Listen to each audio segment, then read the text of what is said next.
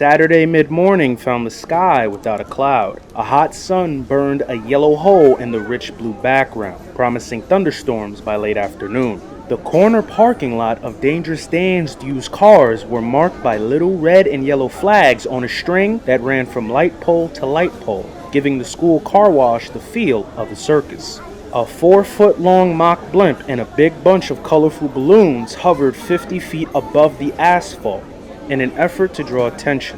That was also the job of the girls at the spotlight, who wore jean shorts over their bathing suits and held up signs proclaiming Girl Scout Car Wash, $5. Dan's older model Hyundais, Fords, and Buicks had been parked to the side, leaving a large area now covered in hoses, buckets, and lots of foam, as skinny girls struggled to scrub, polish, and shine the cars that lined up for the $5 wash. Most of the time, the general chaos kept under control enough to be fun for all, even onlookers like Finn. There was already a rumor going around that It's a Small World had been vandalized the night before and would be closed for months. Police were investigating. Finn stood away from all the water with his friend Dillard, who had taken the occasion to borrow one of his father's Hawaiian shirts. Finn thought he looked pretty cool. Finn spotted Jez as she left the collection table, where she'd been taking in the money. She kicked off a pair of shorts to reveal a dark purple one-piece Speedo and jumped into the middle of the water fight. Suds flew. The girls giggled and screamed. They hosed down a Volvo and sponged it clean. Now wet, their hair slicked back. Jez looked over at Finn. She'd known he was there all along. You think she likes you? She's a girl. No telling what she thinks. Do you think girls are smarter than us? In some ways. Like what? Like school stuff, and friendships, and family stuff. So we're better at...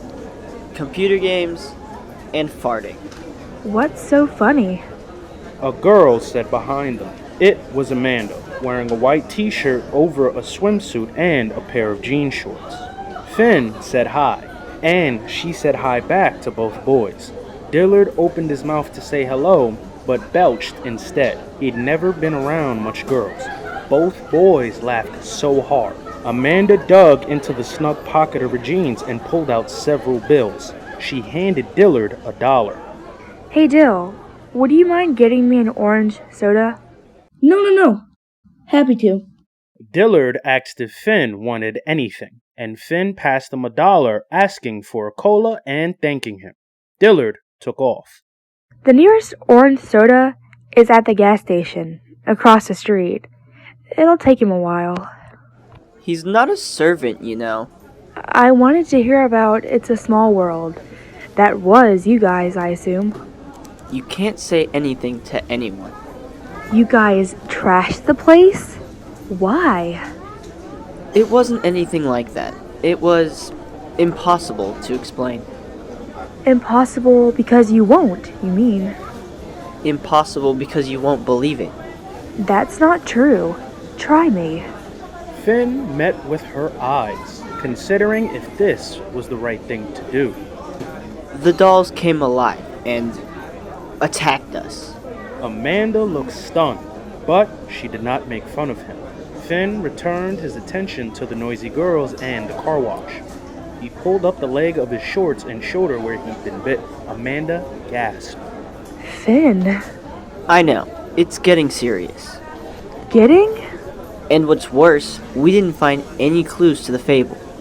You've got to stop this somehow, Finn. It's too dangerous. It's just stupid to continue. Wish I could, but I don't think I can. When I do things I shouldn't do, my mother says I need a new pair of glasses. That I should be looking differently at the choices I make. A silent alarm went off in Finn's head. He tuned out everything around him, everything but Amanda, and focused on her. What did you just say? You can't go getting hurt. That's just stupid. About the glasses. Just some dumb thing my mother says. Like a different perspective. Yeah. What if you just stayed up all night and didn't go to sleep? By the time you did go to sleep, the Magic Kingdom would be open. Even if you ended up there, it would be safer. And this for the rest of my life, I suppose. But his brain was working overtime. A new pair of glasses. Hey, isn't that guy a host? Finn spotted Maybeck at about the same moment that Jez did. Maybeck went over to her, said something, and the two started laughing. Jez took Maybeck by the arm and led him over to a lemonade stand. She snatched up 2 cups and offered him one. Only then, as he peered over the rim of the paper cup, did Maybeck spot Finn and Amanda. His eyes went wide with recognition, and he gave Finn a half wave. Maybeck took 2 steps toward Finn, but Jez caught him by the arm again, tipped his cup to make him finish the lemonade, and then said something that caused him to crumple up his cup and throw it at her. Jez did the same back at him. Within seconds, it evolved into a water fight, with Maybeck at its center. For some reason, Finn wanted to be at the center of that battle, but his focus shifted past the water fight to the street, and a car parked there, disguising the direction in which he was looking by pretending to scratch his head. Check out that black 4-wheel drive that just pulled up to the curve. Yeah? Look closely. Tell me what you see. Finn turned his back on the car completely now. Okay. A woman. A grown-up. Her hands on the wheel. White gloves. That's a little weird. A little?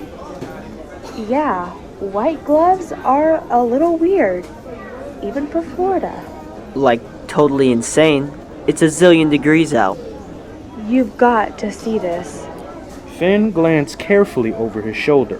Goosebumps raced down both arms. The driver rolled the passenger window down. Jez, who'd broken away from the car, stepped up to the window. The driver leaned over to speak with her, giving Finn a better look. Her face appeared unnaturally pale. She reminded Finn of someone, but he couldn't place her. Does she look familiar to you?